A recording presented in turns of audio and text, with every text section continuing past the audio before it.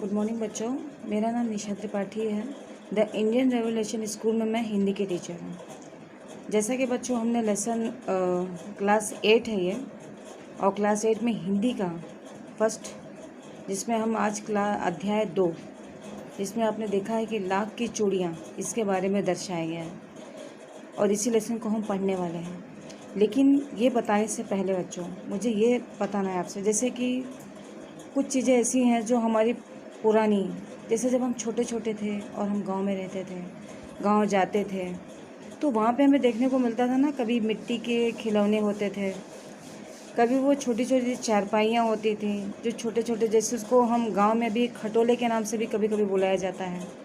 हर क्षेत्र की थोड़े अलग अलग भाषाएं हैं, लेकिन ये छोटी छोटी चीज़ें, और जैसे कि हाथ गाड़ी होना, गांव में अगर हम कहीं आते जाते तो हाथ गाड़ी होती, या फिर पगडंडियों पर एक चक्के होती, 3 पाए की चक्के होती थी, जिस पर बच्चे उस पर रेंगते हुए दौड़ते हुए जाते थे।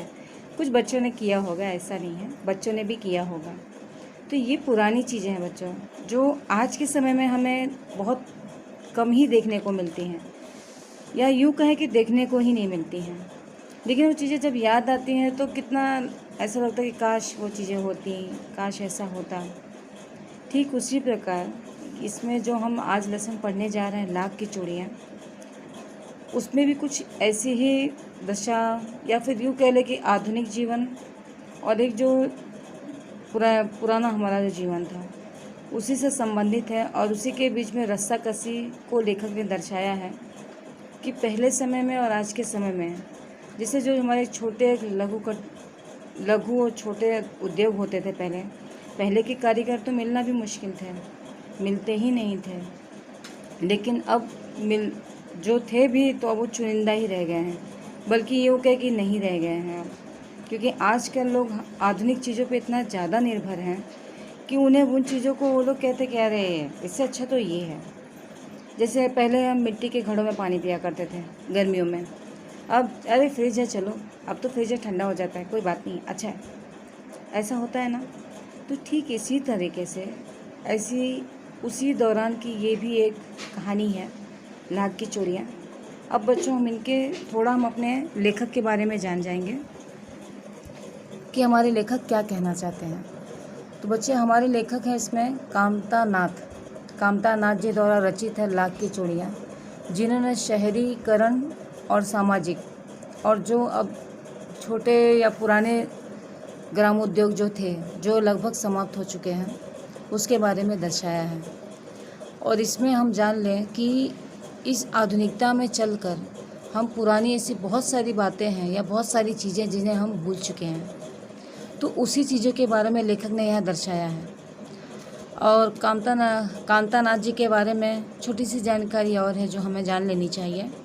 जैसे कामता नाथ जी का जन्म जो था वो 22 सितंबर 1934 में हुआ था, और मृत्यु उनकी 2012 में दिसंबर में हुई थी। और ये लखनऊ में ही रहते थे, और लखनऊ में इनकी मृत्यु भी हुई थी। तो इस प्रकार आज हम लाख की चूड़ियों के बारे में जानेंगे। उसमें हमें और भी बहुत सारी चीज़ें, गतिविधियों की, जो जैसे कुछ चीज़ें ऐसी है बच्चों कि आज के समय में कुछ जगहों की वो पहचान बन गए हैं। जैसे जोधपुर में है कढ़ाई और नक्काशी की पहचान है, अहमदाबाद में साड़ियों के घाघरे की पहचान है। तो हर एक जगह अपनी चीज़ के लिए प्रचलित है, पहचान है ये उनकी, लेकिन ये उनकी उसी उद्योग के बारे में है। तो आइए आज हम इस लेसन के बारे में जानते हैं, लाख की चूड़ियाँ। ठीक है बच्चों, चलिए अब आगे देखते हैं। अब बच्चों हम जानेंगे लेसन को। तो आप लेसन यहाँ देख सकते हो कि सारे गांव में बदलू मुझे सबसे अच्छा आदमी लगता था, क्योंकि वो मुझे सुंदर सुंदर लाख की गोलियां बनाकर देता था। मुझे अपने मामा के गांव जाने का सबसे बड़ा चाव यही था कि जब मैं वहां से लौटता था तो मेरे पास ढेर सारी गोलियां होती, रंग बिरंगी गोलियां, जो किसी भी बच्चे का दिल या मन को मोह लेगी। अर्थात बच्चों, यहाँ पर लेखक गांव में उसे सबसे ज़्यादा कौन पसंद है? बदलू। और बदलू इसलिए उसे पसंद था क्योंकि बदलू उसे लाख की चूड़ियों की, जैसे लाख की चूड़ियों का ही लाख की गोलियां बना के देता था, जब वो अपने मामा के गांव जाता था तो मामा के गांव के यहाँ पर ही बदलू से उसकी मुलाकात हुई थी और वो गोलियां बना के देता था, इसलिए बदलू से बहुत पसंद था और वो बदलू से रंग बिरंगी गोलियां बना के देता। तो रंग बिरंगी गोलियां तो हम सभी बच्चों को बहुत अच्छी लगती है, आपको भी अच्छी लगती है ना? यस। तो उसी हिसाब से जैसे हमें कोई जगह पर जब हम जाते हैं, जब हमें हमारे हमारे के मन मुताबिक हमें कुछ चीज़ें मिलें और जिसके पास हम हैं उससे हमें कुछ ना कुछ देखने को सीखने को मिलता है, तो वो बच्चों हमें बहुत अच्छी लगती हैं। तो इसलिए बदलू उस बच्चे को यानी लेखक को बहुत पसंद था। अब हम आगे देखते हैं। वैसे तो मेरे मामा के गांव का होने के कारण मुझे बदलू को बदलू मामा कहना चाहिए था, परंतु मैं उसे बदलू मामा ना कहकर बदलू काका कहा करता था, जैसा कि गांव के सभी बच्चे उसे कहा करते थे। बदलू का मकान कुछ ऊंचे पर बना था। मकान के सामने बहुत बड़ा सा सहन था, जिसमें एक पुराना नीम का वृक्ष लगा था।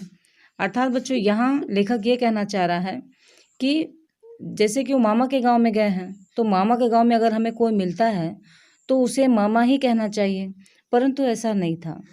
वो बच्चा बदलू को मामा ना कहकर काका बुलाता था, और काका इसलिए बुलाता क्योंकि गांव के सभी बच्चों ने काका बुलाते थे, तो इस नाते से वो भी काका बुलाता था। अब बदलू का मकान एक ऊंचे टीले पे था। ऊंचे टीले पे यानी कि एक मजबूत जगह पर ऊपर थोड़ी ऊंचाई पर था, और उसके आसपास का जो क्षेत्र था काफ़ी ठोस यानी कठोर था। सहन का मतलब होता है घना, तो वहाँ पर बहुत बड़ा सा सहन यानी कि बहुत घना था, और उसी घने में ही मजबूत जैसे कोई चट्टाने चोटी जैसा नहीं होता, उसी को सहन बोला जाता है बच्चों, जिसमें एक पुराना नीम का वृक्ष लगा था। उसी के नीचे बैठकर बदलू अपना काम किया करता था। बगल में भट्टी दहकती रहती थी, जिसमें वह लाख पिघलाया करता था। सामने एक लकड़ी की चौखट पड़ी रहती थी, जिस पर लाख के, अब बच्चों पेज पलटी कर लीजिएगा, मुलायम होने पर वो उसे सलाख के समान पतला करके चूड़ी का आकार देता। पास में 4-6 विभिन्न प्रकार की बेलननुमा मुंगेरियां रखी रहती, जो आगे से कुछ पतली और पीछे से मोटी होती है। अर्थात बच्चों, अब इसका मीनिंग जान लीजिए। जैसे यहाँ पर कहना चाह रहे हैं कि उसी के नीचे बदलू बैठकर क्या करता था, अपना काम करता था।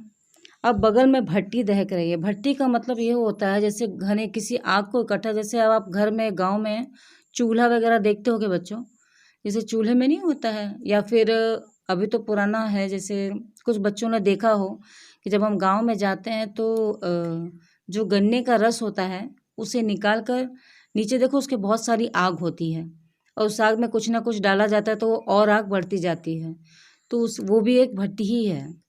तो उसी प्रकार की वो भट्टी दहक रही थी, और उसी में बदलू क्या करता था, वो लाख की चुगड़ियों को उसमें पिघलाया करता था, और सामने एक लकड़ी की चौखट पड़ी रहती थी। तो लकड़ी की चौखट पर ही लाख को मुलायम होने के लिए सलाख के समान पतला करता था, और उसे ही चूड़ी का आकार देता था। अब पास में 4-6 विभिन्न प्रकार की बेलननुमा मुंगेरियां रहती थी। तो 4-6 मुंगेरिया का मतलब ये होता है बेलननुमा, जिसमें कांच के जो पिघलाता है ना, उसे रख कर और उसे एक शेप देना यानी आकार देना। तो इस तरीके से आपका ये पैराग्राफ कंप्लीट होता है। ठीक है बच्चों। अब बच्चों, हमने जैसे जाना था बदलू मनिहार था। मनिहार का अर्थ ये होता है बच्चों कि जैसे जो चूड़ियाँ बेचते हैं ना, श्रृंगार का सामान या फेरी लगा लगा के बेचा जाता है, तो बदलू भी चूड़ीहार यानी वही थे, और ये उनका पिता से प्राप्त पेशा था, यानी पिता के द्वारा ही बनाया उद्योग था जिसे वो आगे लेके जा रहे थे। अब यहाँ पे हम जानते हैं कि जैसे मैंने कहा कि आसपास की औरतें भी उसी गांव से आकर उसकी चूड़ियाँ ले जाते थे, क्योंकि उसकी चूड़ियाँ काफ़ी सुंदर होती थी, परंतु वो कभी भी चूड़ियों को पैसों से बेचता ना था। उसका अभी तक वस्तु विनिमय का तरीका था, और लोग अनाज के बदले उससे चूड़ियाँ ले जाते हैं। बदलू स्वभाव से बहुत सीधा था। मैंने कभी उसे किसी से झगड़ते नहीं देखा था। हाँ, शादी विवाह के अवसर पर वह अवश्य जिद पकड़ जाता था। जीवन भर चाहे कोई उससे मुफ्त चूड़ियां ले जाए, परंतु विवाह के अवसर पर वह सारी कसर निकाल देता था। आखिर सुहाग के जोड़े का महत्व ही और होता था। मुझे याद है, मेरे मामा के यहाँ किसी लड़की के विवाह पर जरा सी किसी बात पर बिगड़ गया था और फिर उसको मनाने में लोहे लग गए थे।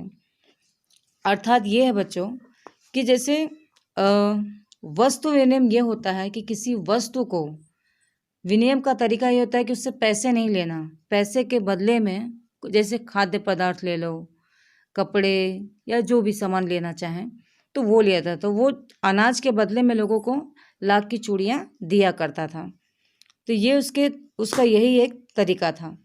अब वो अनाज के बदले चूड़ियाँ ले जाते थे। तो जैसे किसी ने अनाज दे दिया, किसी ने कपड़े दे दिए, या किसी ने अनाज में कई सारी चीज़ें होती हैं जैसे गेहूँ है, चावल है, दाल है। इस प्रकार से वो लेके वो लोग जाते थे। बदलू स्वभाव का बहुत ही सीधा था। सीधा इसलिए था क्योंकि जितना उसे जो कितना भी दे देता था तो उसे स्वीकार करके और उसमें अपना कार्य चलाता था। और उसे कभी किसी ने, जैसे लेखक कह रहा है कि मैंने उसे कभी झगड़ते हुए भी नहीं देखा था। हाँ, शादी विवाह के अवसर पर वह अवश्य जिद पकड़ लेता था। मतलब शादी विवाह के अवसर पर लाख की चूड़ियों का महत्व इसलिए भी है बच्चों क्योंकि चूड़ियाँ सुहाग की सबसे बड़ी पहचान होती हैं। आज भी आप देखते हो तीज त्योहार पर घर में औरतें जो होती हैं, लड़कियां जो होती हैं, नई नई चूड़ियां हाथों में, कंगन, ये सारी चीज़ें पहनी जाती हैं। तो इसलिए चूड़ी का महत्व इसलिए भी बहुत ज़्यादा है। और इसी प्रकार से बदलू भी शादी विवाह में उस जिद पे अड़ जाता था। वो जीवन भर चाहे तुम उससे मुफ्त में ही चूड़ियाँ क्यों ना ले जाओ, लेकिन सुहाग के जोड़े के लिए वो बहुत महत्व देता था क्योंकि बड़े मन से और बहुत ही संलग्नता के साथ उस चीज़ों को बनाता था। और तो उसका एक लगाव, उसका जो कार्य था वो उसे पूजा के समान लगता था। और इसी प्रकार से जैसे कि लेखक भी बता रहा है कि मुझे याद है कि मेरे मामा की लड़की के विवाह पर जरा सी बात पे बदलू बहुत बिगड़ गया था। अगर लेन देन में या कुछ भी कमी हुई थी तो वो बहुत बिगड़ गया था और जिसको मनाने में लोगों को हार मान गए थे। लोहे लग जाना या अर्थात हार मान जाना। तो विवाह के इसी जोड़े का मूल्य इतना बढ़ जाता था कि उसके लिए उसके घर वालों को सारे वस्त्र मिलते, ढेरों अनाज मिलता, उसको अपने लिए पगड़ी मिलती और रुपए जो मिलते सो अलग। अर्थात इसी के लिए जब लोग हार मान जाते तो उसके परिवार के लिए पूरे कपड़े देना, पूरे अनाज दे देना, यहाँ तक कि उसे एक नई पगड़ी भी मिलती। पगड़ी का अर्थ ये होता है जो सर पे पहनी जाती है बच्चों, एक लंबे आकार की पगड़ी होती है तो उसी को पगड़ी कहा जाता है जो सर पे पहनी जाती है। जैसे बारातियों में देखो, शादी उदी में आप जाते हो ना तो सर पे अंकल लोग पहने रहते हैं, पापा लोग पहने रहते हैं। हाँ, वही वही उसी को पगड़ी कहते हैं। तो ये पगड़ी भी मिलती है प्लस उसके साथ उसको पैसे मिलते वो अलग। तो ये हमारा यहाँ का पैराग्राफ अब खत्म होता है। अब इस पैराग्राफ को देखिए। यदि संसार में बदलू को किसी बात से चिढ़ थी तो वह थी कांच की चूड़ियों से। यदि किसी भी स्त्री के हाथ में उसे कांच की चूड़ियाँ दिख जाती तो वह अंदर ही अंदर कुढ़ उठता था और कभी कभी तो दो चार बातें भी सुना देता। अब कुढ़ना का अर्थ ये होता है बच्चों, कुढ़ने का अर्थ होता है चिढ़ना। जैसे अब बदलू के बारे में हमें क्या पता है कि वो लाख की चूड़ियों में महारत उसे हासिल है और लाख की चूड़ियाँ बहुत अच्छी बनाता है। और उसी के गांव में नहीं, आसपास के गांव में भी वो लाख की चूड़ियाँ बहुत ज़्यादा मात्रा में ली जाती हैं और लेते थे लोग, पसंद भी करते थे। लेकिन इसीलिए वो कांच की चूड़ी से क्यों चिढ़ रहा है, क्योंकि अगर वो चीज़ बना कांच की चूड़ियों से वो चिढ़ने का कारण ये भी था कि जैसे जिस उद्योग में हम महारत हासिल होती है और उसके सामने अगर कोई और उद्योग आता है और जिसमें उसे पता होता है कि ये खतरनाक है क्योंकि कांच की चूड़ियाँ बहुत कमज़ोर होती हैं, खट से ना वो टूट जाती हैं। तो इसी नाते से वो जब कोई कांच की चूड़ियाँ पहनता था तो वो उस पर चिढ़ जाता था। और चिढ़ना तो दूर की बात है बच्चों, वो उन लोगों को चार बातें भी सुना देता था कि मतलब देखो कांच की चूड़ियाँ पहनी है, कांच की चूड़ियों में रखा क्या है, तो खट से ना टूट जाएंगी, वगैरह वगैरह ऐसी बातें। मुझसे तो वो घंटों बातें किया करता। कभी मेरी पढ़ाई के बारे में पूछता तो कभी मेरे घर के बारे में। और कभी यूं ही शहर के बारे में। मैं उससे कहता कि शहर में सब कांच की चूड़ियाँ पहनते हैं, तो वो उत्तर देता, शहर की बात अलग है, यानी शहर की बात और है लल्ला। वहाँ तो सभी कुछ होता है। वहाँ तो औरतें अपने मर्द का हाथ पकड़कर सड़कों पर घूमती हैं, और फिर उनकी कलाइयाँ नाजुक होती हैं ना, तो लाख की चूड़ियाँ पहनेंगे तो मोच ना आ जाएगा। अर्थात यहाँ पे बच्चों, लेखक ने बदलू ने थोड़ा कटाक्ष भी किया है और ऐसे ही थोड़ा मस्ती भी किया है बच्चे के साथ। जैसे वो लेखक कह रहा है कि वो घंटों बदलू के पास बैठता था और बैठकर बदलू भी उससे शहर के बारे में, उसकी पढ़ाई के बारे में, वहाँ के जीवन के बारे में, ये सारी बातें उससे वो जानता था। और उससे कहता तो लेखक कहता है कि शहर में तो सभी कांच की चूड़ियाँ ही पहनते हैं। तो उसी कांच की चूड़ी, जैसे कि हमने पहले भी सुना कि कांच की चूड़ियाँ उसे बिल्कुल भी पसंद नहीं है जब कोई पहनता था। तो उसी प्रकार से अब यहाँ बच्चे से वो क्या कहे, तो बच्चे से कहने के अर्थात में उसने यही कहा है कि शहर की बात तो और है लल्ला, वहाँ तो सभी कुछ होता है, यानी वहाँ चूड़ी के अलावा और भी काफ़ी चीज़ें हैं जो लोग पहनते और ओढ़ते हैं। अर्थात शहरीकरण को यहाँ पे ये दर्शाया जाता है कि वो ज़्यादा उसे पसंद नहीं किया या पसंद नहीं करता है। वहाँ तो औरतें अपने मर्द क्षेत्रीय भाषा है। मर्द यानी होता है मर्द, यानी जैसे जो औरतें होती हैं उनके जो पति हैं उनको मर्द का नाम यहाँ पे दिया गया है। पकड़कर वो सड़कों पे घूमती हैं, यानी उनका हाथ पकड़कर वो सड़क पे घूमती भी हैं, और फिर उनकी कलाइयाँ बहुत नाजुक होती। यहाँ पे लेखक ने बदलू ने थोड़ी हंसी या कटाक्ष करते हुए कहा है कि उनकी कलाइयाँ तो बहुत नाजुक होती हैं ना, तो लाख की चूड़ियाँ पहनेंगे तो मूछ ना आ जाएगी। अर्थात वो इतनी भारी चूड़ियाँ पहनेंगी तो उनके हाथ में टूट नहीं जाएंगे कलाइयाँ, इसलिए वो नहीं पहनती हैं। कभी कभी बदलू मेरी अच्छी खासी खातिर भी करता। जिन दिनों उसकी गाय का दूध होता वह सदा मेरे लिए मलाई बचा कर रखता।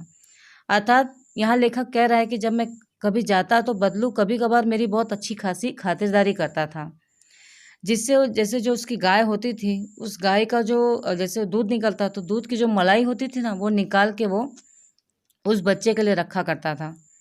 अब हम आगे का देखते हैं। अब आम की फसल में तो पेज आपको पलटी करना है यहाँ पे। अब हम पेज नंबर 8 पे आएंगे। आम की फसल में तो मैं रोज ही उसके यहाँ से 2-4 आम खा आता, परंतु इन सब बातों के अतिरिक्त जिस कारण वह मुझे अच्छा लगता था वह थी लगभग रोज की वह मेरे लिए 1-2 गोलियां बना देता। अर्थात आम, जैसे अभी मैंने बताया था कि वहाँ जैसे वो दूध का, जब गाय दूध देती है तो उसका मक्खन तो रेगुलर वो देता ही था, उससे मलाई निकाल के खिलाते थे। यहाँ तक कि जब आम का मौसम आता तो आम के मौसम में भी वो 2-4 आम खा ही लिया करता था। परंतु यहाँ पे लेखक ये कह रहा है कि जिस कारण से वो इसके अतिरिक्त, यानी इसके अलावा जिस कारण से मुझे ज़्यादा अच्छा लगता था वो लगभग रोज की वह लाख की जो गोलियाँ उसे देता था, 1 या 2 गोली वो रोज उसे देता था बदलू, तो इस नाते से वो उसे ज़्यादा पसंद था। मैं बहुधा हर गर्मी की छुट्टियों में अपने मामा के यहाँ चला जाता और 1 आध महीने वहाँ रहकर स्कूल खुलने के समय तक वापस आ जाता। परंतु 2-3 बार ही मैं अपने मामा के यहाँ गया होऊंगा, तभी मेरे पिता का एक दूर के शहर में बदली हो गई और एक लंबी अवधि तक मैं अपने मामा के गांव नहीं जा सका। ठीक है बच्चों, अब यहाँ पर लेखक ये कह रहा है कि बहुत है, यानी कि हमेशा या हर बार वो गर्मी की छुट्टियों में अपने मामा के ही गांव जाया करता था और जहाँ पर वो 1-1.5 महीना रहा करता था, और जब स्कूल खुलने का समय आता तो फिर वो घर वापस आ जाता। जैसे आप बच्चे लोग भी तो करते हो ना कि जब गर्मी की छुट्टी आती है तो कोई शहर जाता है, जो गांव होता है वो शहर घूमने जाता है और जो शहर होता है वो गांव आता है। तो गांव में अपने रहते हो, उसके बाद फिर जब स्कूल खुलने वाला होता है तब हम लोग को जाना पड़ता है। तो ठीक ऐसे ही लेखक भी यहाँ पर उन्हीं बातों को कह रहा है। परंतु अभी वो ज़्यादा नहीं, या 2-3 ही बार आया होगा मामा के गांव कि उसके पिता का दूर शहर में बदली हो जाती है। बदली का मतलब ये होता है बच्चों की, अगर जिस शहर में रहकर वो काम कर रहे थे, अब उस शहर को छोड़कर दूसरे शहर में उनको भेजना, यानी उसे हम एक शब्द में कहें तो तबादला भी कहा जाता है। तो इसी प्रकार से एक लंबी अवधि तक वो मामा के गांव नहीं आ सकता है, मतलब नहीं आ पाता है। अब हम आगे देखेंगे। लगभग 8-10 वर्षों के बाद जब मैं वहाँ गया तो बड़ा हो चुका था कि लाख की गोलियों में मेरी रुचि नहीं रह गई थी। अतः मैं होते हुए भी कई दिनों तक मुझे बदलू का ध्यान नहीं आया। इसी बीच मैंने देखा कि गांव में लगभग सभी स्त्रियां कांच की चूड़ियां पहने हैं। विरले ही हाथों में मैंने लाख की चूड़ियां देखी। अर्थात जब वो 8-10 वर्षों के बाद वहाँ पहुँचता है तो वो बहुत बड़ा हो चुका रहता है और अब वो लाख की गोलियों में उसकी कोई रुचि तो रह नहीं गई थी। अतः वो गांव में होकर भी कई दिनों तक उसे बदलू का ध्यान भी नहीं आया, क्योंकि बदलू के पास जाने का सबसे बड़ा लालच क्या था उसका, वही लाख की रंग बिरंगी गोलियां। लेकिन अब वो बड़ा हो गया था तो बड़े होने पर तो हम लाख की गोलियों से तो खेलते नहीं हैं। इसी बीच मैंने देखा, यानी कि लेखक कह रहा है कि मैंने गांव में देखा कि सभी स्त्रियां कांच की चूड़ियां पहन रही हैं। विरले का मतलब यदा कदा है, मतलब एकाध ही औरतों ने लाख की चूड़ियां पहनी हुई थी। तभी एक दिन सहसा मुझे बदलू का ध्यान हो गया। लेकिन एक दिन अचानक ही मुझे बदलू की याद आ गई। बात यह थी कि बरसात में मेरे मामा की छोटी लड़की आंगन में फिसलकर गिर गई और उसके हाथ की कांच की चूड़ियाँ टूटकर उसकी कलाई में घुस गई और उससे खून बहने लगा। मेरे मामा उस समय घर पर नहीं थे, मुझे ही उसकी मरहम पट्टी करनी पड़ी। अब बच्चों हम देखेंगे कि जैसे यहाँ पे मैंने कहा था कि बरसात में मेरे मामा के छोटी लड़की आंगन में फिसल के गिर पड़ी और उसके हाथ की कांच की चूड़ी क्या हुई, टूट गई और टूट कर उसकी कलाई में घुस गई और उससे खून निकलने लगा। मेरे मामा उस समय घर पर नहीं थे, मुझे ही उसकी मरहम पट्टी करनी पड़ी। तभी सहसा मुझे बदलू का ध्यान हो आया और मैंने सोचा कि उससे मिल आऊं। अतः शाम को मैं घूमते घूमते उसके घर चला गया। बदलू वहीं चबूतरे पर बच्चों चबूतरे पर चबूतरे पर नीम के नीचे एक खाट पर लेटा हुआ था। अर्थात यहाँ पर बदलू की ध्यान उसे इसलिए आई थी क्योंकि उसके जो मामा की लड़की थी वो बरसात का समय था और बरसात के समय जब वो आंगन में दौड़ रही थी तो वो गिर जाती है और गिरने से उसके हाथ में जो कांच की चूड़ियाँ रहती हैं वो टूट के उसके हाथों में लग जाती हैं और जिससे उसके हाथ में चोट आ जाती है। तो उस वक्त उसके मामा भी घर पे नहीं होते हैं तो उसकी मलहम पट्टी उसी को करनी पड़ती है और इसी कारण से लेखक को बदलू की ध्यान आ जाती है। फिर वो सोचता है कि आज वो जाकर उससे मिल ही आता हूँ और शाम को वो घूमते घूमते उसके घर चला जाता है और बदलू उसी चबूतरे पर नीम के पेड़ के नीचे खाट पर लेटा रहता है। नमस्ते बदलू काका, मैंने कहा। अर्थात लेखक कहता है कि बदलू काका नमस्ते। नमस्ते भैया, उसने मेरी नमस्ते का उत्तर दिया और उठकर खाट पर बैठ गया, परंतु उसने मुझे पहचाना नहीं और देर तक मेरी ओर निहारता रहा। अर्थात जब उन्होंने मेरे नमस्ते का तो जवाब दे दिया, लेकिन मेरे नमस्ते का उत्तर देने के बाद वो खाट पे बैठ जाते हैं। खाट यानी होती है कि बिस्तर जिस पर हम सोते हैं, उसी को हम खाट कहते हैं बच्चों। तो उस पर वो उठकर बैठ तो जाता है लेकिन वो पहचान नहीं पाता है। तो बहुत देर तक बहुत ध्यान से वो मुझे देखते रहते हैं। तब मैं उन्हें अपना परिचय देता हूँ। मैं हूँ जनार्दन काका, आपके पास से गोलियाँ बनवा कर ले जाता था। मैंने अपना परिचय दिया। अर्थात तब मैंने उन्हें अपना परिचय दिया है कि मैं हूँ जनार्दन काका, जो पहले आपके पास से गोलियाँ रंग बिरंगी लेके जाया करता था।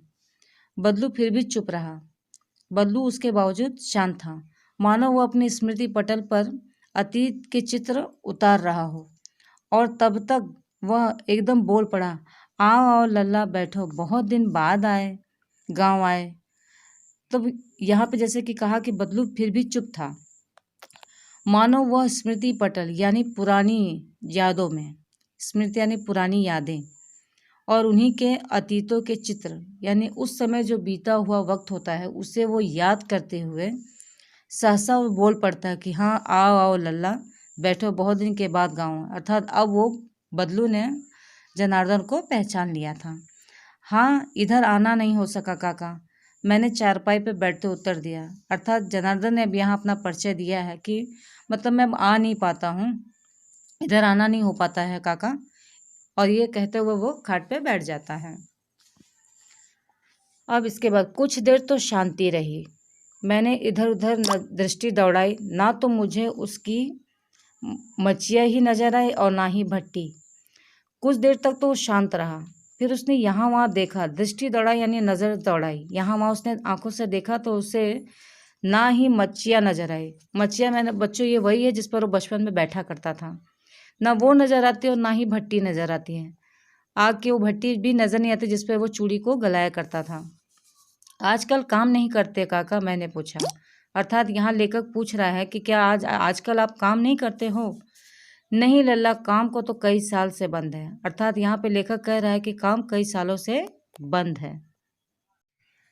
अब यहाँ पर मेरी बनाई हुई चूड़ियाँ कोई पूछे तब तब ना। गांव गांव में कांच का प्रचार हो गया है। वो कुछ देर चुप रहा, फिर बोला, मशीन युग है ना यह लल्ला। आज कल सब मशीन से होता है।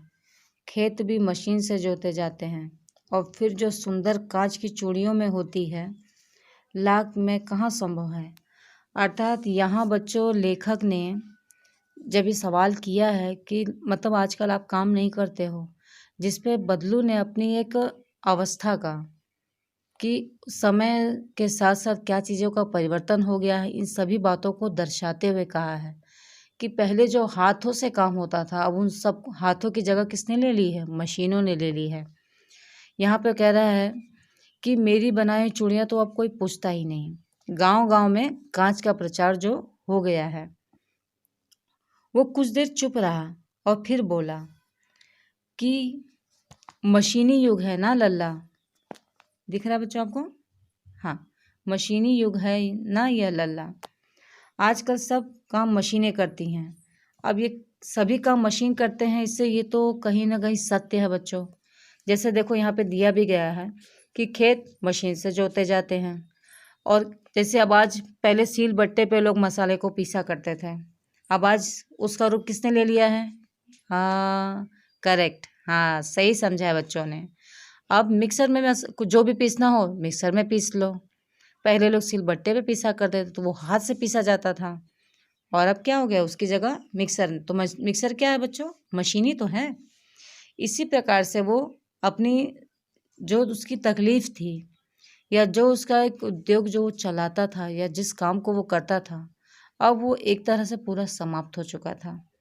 और इस अवस्था को ही वो सामने लेखक के रख रहा है कि फिर जो सुंदरता कांच की चूड़ियों में होती है, लाख में कहाँ संभव है। तो यही कहने का मतलब है कि अब जो सुंदरता कांच की चूड़ियों में है, अब उसने क्या हुआ, पहले जो बदलू कांच की चूड़ियों से गुस्सा हो जाता था, नाराज हो जाता था, आज वो कांच की चूड़ियों की तारीफ कर रहा है और लाख की चूड़ियों को कह रहा है कि अब वो लाख की चूड़ियों में वो कहाँ संभव है। तो इसी बातों को कहते हुए फिर आगे कहता है, लेकिन कांच बड़ा खतरनाक होता है, बड़ी जल्दी टूट जाता है। मैंने कहा। इस पर भी लेखक यहाँ कह रहा है कि कांच तो बहुत खतरनाक होता है और वो जल्दी टूट जाता है, क्योंकि इसका जीता जागता उसके मामा को, लड़की को जो चोट लगी रहती है, वो कहता है, नाजुक तो फिर होता ही है लल्ला। कहते कहते उसे खांसी आ गई और वह देर तक खांसता रहा। तो बदलू कहता है, हाँ नाजुक तो होती है लल्ला, लेकिन ये कहते कहते क्या हुआ, उसे खांसी आई। और खांसी जो आई तो वो काफ़ी देर तक खांसता रहा। मुझे लगा उसे दमा है। अवस्था के साथ साथ उनका शरीर अब ढल चुका था। उसके हाथों पर और माथे पर नसें उभर आई थी। अर्थात बच्चों, उसे क्या लगा, जब लगातार कोई खांस रहा है तो दमा ऐसे जैसे एक सांस की बीमारी होती है जिसमें मरीज को बार बार खांसी आती है, तो वो बार बार खांसता रहता है, उसे सांस लेने में दिक्कत होती है। तो उसी अवस्था को यहाँ पर वो सोचता है और देखता भी है कि बदलू की अवस्था, वो थोड़ा बुजुर्ग हो गया था, उसका शरीर जो ढीला ढाला हो गया था और जो नसें थी हाथों की, चेहरों की, वो सब उभर के सामने आ गई थी। जाने कैसे उसने मेरी शंका भाप भी ली और बोला, दमा नहीं है मुझे। अर्थात जो मन में चल रहा था लेखक के, उसी चीज को भांपते हुए बदलू ने तुरंत कह भी दिया कि मुझे दमा नहीं है, फसली खांसी है। फसली खांसी यानी सीजन वाइज खांसी। जैसे एक सीजन आता है, अगर ठंडी के बाद गर्मी आए तो जब मौसम में चेंजेस आता है तो नहीं थोड़ा सा हमें इफेक्ट पड़ता है, हमें थोड़ी खांसी आने लगती है, थोड़ी सर्दी हो जाती है। तो इसी को वो फसली खांसी कह रहा है। यही महीने 2 महीने से आ रही है। अब 1-2 महीने की खांसी को वो क्या कह रहा है कि ये तो 1-2 महीने से अभी आ रही है, और मतलब अभी कोई ये घबराने की बात नहीं है, 10-15 दिन में ठीक हो जाएगी। और कहता है कि ये 10-15 दिन में ठीक भी हो जाएगी। अब बच्चों आगे कहता है, मैं चुप रहा। मुझे लगा उसके अंदर कोई बहुत बड़ी व्यथा छिपी है। मैंने देर तक सोचता रहा कि इस मशीन युग में कितने हाथ काट दिए हैं। कुछ देर शांति रही जो फिर मुझे अच्छी नहीं लगी। अर्थात यहाँ पर लेखक शांत हो जाता है जब वो कहता है कि 10-15 दिन में मेरी खांसी ठीक हो जाएगी। कि आप ये सोचो कि हमें 2 या 3 दिन ही आती है खांसी, तो हम उसे तुरंत डॉक्टर को दिखाते हैं, दवा लेते हैं। और यहाँ पर 1-2 महीने से उसे खांसी आ रही है, जिसके ऊपर तो ये उसकी व्यथा को बताता है ना बच्चों, कि उसे उसकी माली हालत ठीक नहीं है। तो वो बोलता है, मतलब ऐसा लेखक सोच रहा है कि मुझे लगा उसके अंदर बहुत बड़ी व्यथा छुपी है। व्यथा का मतलब होता है कि बच्चों दर्द, उसकी परिस्थिति, उसका जो भी कारण है वो उसके अंदर ही अंदर कहीं छुपा हुआ है। जैसे अंदर कोई बहुत बड़ी व्यथा यानी बहुत बड़ा कारण, व्यथा यानी दुर्दशा होती है आदमी की, व्यथा उसका दुख होता है। ये सारी बातें उसमें छुपी हुई हैं, जिसके जिसके अंतर्गत मैं देर तक सोचता रहता हूँ। और मैं देर तक उस बातों को सोचता रहता हूँ, जैसा कि मेरी उससे बात हुई थी कि इस मशीन युग में कितने हाथ काट दिए हैं सॉरी बच्चों। तो इस मशीन ने, यानी कि जैसे अभी मैंने आपको एग्जांपल दिए थे, ऐसे और भी बहुत सारी चीज़ें हैं बच्चों जो अब मशीन की वजह, जैसे अगर आप पहले देखो कपड़े जब प्रेस होते थे तो उसे एक जो प्रेस करने वाला उसके अंदर कोयला डाला जाता था, और कोयला डाल के ही वो गर्म होता था और फिर उसी के हिसाब से कपड़ों को प्रेस करते थे। अब आज हम प्रेस कैसे करते हैं, बस एक प्लग लिया, उसको अपना प्लग को लगा दिया और इस्त्री गर्म हो जाती है और प्रेस से हम उसको प्रेस कर देते हैं। तो ये सारी चीज़ें बच्चों मशीन ने ना ले ली है। तो अब जैसे जो धोबी लोग होते हैं या जो कपड़े को प्रेस करते हैं, इस्त्री वाले होते हैं, अब उनके पास कहाँ होता है, ज़्यादातर लोग घर में ही इस चीज़ों को कर लेते हैं। तो जब हम घर में ही हर मशीन से अपना काम कर लेंगे तो उसमें हमें लोगों की ज़रूरत होती है क्या? नहीं। ठीक इसी तरह फिर कुछ देर तक शांति रही, जैसे बहुत देर तक शांत है, लेकिन वो शांति क्या कर रही थी, लेखक को वो शांति अच्छी नहीं लग रही थी। आम की फसल अब कैसी है काका? कुछ देर पश्चात मैंने बात का विषय बदलते हुए पूछा। अर्थात जो शांति लेखक को अच्छी नहीं लग रही थी, इसीलिए वो आम की फसल की चर्चा शुरू करता है और कहता है कि इस बार आम की फसल कैसी थी, कुछ देर के बाद। और ये कहने का तात्पर्य यही होता है कि जिससे बदलू कुछ कहे और वहाँ का माहौल थोड़ा वो बदल जाए। अच्छी है लल्ला, बहुत अच्छी है, उसने लहक कर उत्तर दिया और अंदर अपनी बेटी को आवाज़ दी, अरे रज्जो, लल्ला के लिए आम तो लेकर आ। फिर मेरी ओर मुखातिब होकर बोला, माफ़ करना लल्ला, तुम्हें आम खिलाना तो भूल ही गया था। तो यहाँ पर बदलू जवाब देता है कि हाँ अच्छी है लल्ला, बहुत अच्छी है।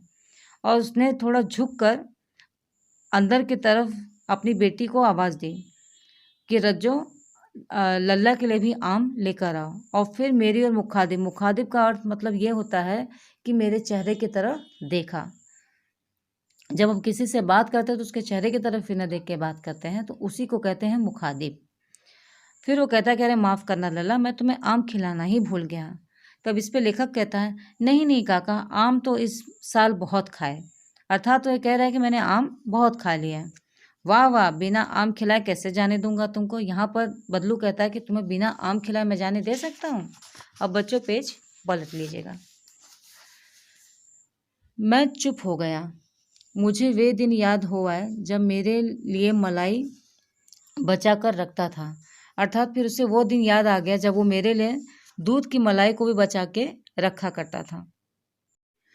अब यहाँ पर गाय तो अच्छी है ना काका, मैंने पूछा। तो यहाँ पे लेखक को जब बचपन की वो याद आती है कि वो उसे मलाई बचाकर खिलाता था, जैसे उसने आम की बात कही, अब उसी तरह से वो गाय के बारे में पूछता है। गाय कहाँ है लल्ला, 2 साल पहले ही बेच दी, कहाँ से खिलाता। अर्थात यहाँ पे बदलू कहता है कि नहीं गाय कहाँ है लल्ला, वो तो 2 साल पहले ही बेच दी, कहाँ से खिलाते का अर्थ ये है बच्चों कि जैसे अब परिवार का भरण पोषण कैसे करता। यहाँ पे हर जगह पे उसकी परिस्थिति हमें सामने सामने दिख रही है। ठीक है बच्चों, और इसी नाते से वो रह रहकर शांत हो जाता है। इतने में रज्जो उसकी बेटी अंदर से एक डलिया में ढेर सा आम लेकर आई। और इतने में उसकी बेटी क्या हो, डलिया होती है जैसे जो लकड़ी का बना होता है डलिया, जैसे आप देखते हो ना पूजा के लिए दादी माँ या मम्मी लोग मंदिर जाते हैं तो डलिया जैसा होता है पकड़ने के लिए लकड़ी का, उसी को डलिया कहते हैं। तो वो लेकर आ जाती है। यह तो बहुत है काका, इतना कहाँ खा पाऊंगा। तो यहाँ पर लेखक कहता है कि काका ये तो बहुत ज़्यादा है, ऐसे इतना मैं थोड़ी खा पाऊंगा। तब तक बदलू कहता है वाह वाह, वो हंस पड़ा। शहरी ठहरे ना, मैं तो तुम्हारी उम्र का था तो इसके चौगुने आम एक बखत में खा जाता था। अब बखत में बच्चों ध्यान दीजिएगा, ये भी क्षेत्रीय भाषा है। बखत यानी एक वक्त में। ठीक है बच्चों, तो यहाँ पर जैसे वो कह रहा है बदलू कि मतलब मैं तुम्हारी उम्र का जब था तो एक टाइम में तो ये सारा आम खा जाया करता था, आप लोगों की बात और है, मैंने उत्तर दिया। तो बदलू ने कहा कि हाँ अब आप लोग की बात और है, और वो उत्तर देता है अच्छा बेटी, लल्ला को 4-5 आम छांट कर दो, सिंदूरी वाले देना। देखो लल्ला कैसे हैं, इस साल यह पेड़ तैयार हुआ है। अर्थात आप लोगों की बात और है, यह लेखक कहता है बदलू से। इसके बाद बदलू अपनी बेटी से कहता है कि आप तुम 4-5 आम को छांट लो, और सिंदूरी आम, जैसे आम की भी कई प्रजातियां होती हैं, दशहरी, सिंदूरी, तो उसी के लिए यहाँ पर लेखक मतलब इस लेखक ने दर्शाया है यहाँ पर सिंदूरी आम देना, क्योंकि ये आम का पेड़ इसी साल तैयार हुआ रहता है। रज्जो ने 4-5 आम अंजलि में लेकर मेरी ओर बढ़ा दिए। यानी जो उसकी बेटी थी रज्जो, वो आम को अपने हाथ में लेकर और वो लेखक की तरफ बढ़ाती है। आम लेने के लिए मैंने हाथ बढ़ाया। लेखक ने आम लेने के लिए हाथ जैसे ही बढ़ाया, मेरी निगाह एक क्षण के लिए उसके हाथों पर ठिठक गई यानी स्थिर हो गई, कुछ देर के लिए रुक गई। तो लेखक ने जैसे ही हाथ बढ़ाता है तो एक क्षण उसके हाथों की कलाइयों की तरफ उसकी आंख ठिठुक के रह जाती है। गोरी गोरी कलाइयों पर लाख की चूड़ियाँ बहुत ही फब रही थीं। अर्थात यहाँ पे उसके गोरे गोरे हाथों में लाख की चूड़ियाँ, फबना का मतलब बहुत सुंदर लग रही थी, यानी चूड़ियाँ बहुत सुंदर लगती हैं। बदलू ने मेरी दृष्टि देख ली और बोल पड़ा, यानी बदलू ने मेरी दृष्टि को भांप लिया था, वो समझ गया था कि मैं क्या देख रहा हूँ। यही आखिरी जोड़ा बनाया जमींदार साहब की बेटी के विवाह पर। अर्थात यहाँ पर बदलू बता भी रहा है कि यह आखिरी जोड़ा था जो उसने जमींदार की बेटी के लिए बनाया था। 10 आने पैसे मुझे दे रहे थे, यानी 10 आने में ही 10 रुपये में ही वो चाह रहे थे कि वो लाख की चूड़ियाँ लेते जाएं। मैंने जोड़ा नहीं दिया। अर्थात यहाँ पर बदलू कह रहा है कि मैंने उस जोड़े को उनको नहीं दिया, कहा शहर से ले आओ, और ये कह दिया कि जाओ आप शहर से ले लेना।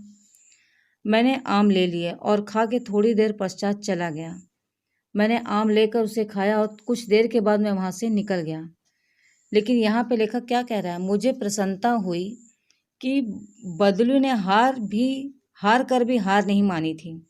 अर्थात यहाँ पे लेखक को इस बात की खुशी थी कि इन सारी परिस्थितियों से जूझने के बावजूद बदलू ने अपने उस गुण से, अपने उस व्यक्तित्व से हार नहीं मानी थी। उसका व्यक्तित्व कांच की चूड़ियों के जैसा ना था कि आसानी से टूट जाता। व्यक्तित्व का अर्थ होता है बच्चों कि जिस चीज़ में उसे महारत हासिल थी, उस चीज़ को कोई आसानी से छोड़ सकता है? नहीं, बिल्कुल भी नहीं। तो यहाँ पर भी वो यही कह रहा है कि इतने लघु उद्योग, जैसे ये क्या होता है बच्चों कि ये सारे लघु उद्योग होते हैं। व्यक्तित्व का अर्थ यही होता है कि ये अति लघु उद्योग, कुटिल उद्योग होते हैं लाख की चूड़ियाँ के परिप्रेक्ष्य में, कि आज वो कांच की चूड़ियों को भी महत्व नहीं देता। यानी जिस चीज़ की महत्ता उस समय में थी, आज भी उस महत्ता को वो जोड़े हुए हैं, और इस परिस्थिति से भी वो हार नहीं मानता। यानी कांच की चूड़ियाँ भी उसके इस व्यक्तित्व को तोड़ आसानी से नहीं पाती हैं। तो ये हमारा लेसन समाप्त हो गया बच्चों। आप इसे अच्छे से रीड कर लीजिएगा और अच्छे से समझ लीजिएगा। ठीक है बच्चों, हैव अ गुड डे बच्चों।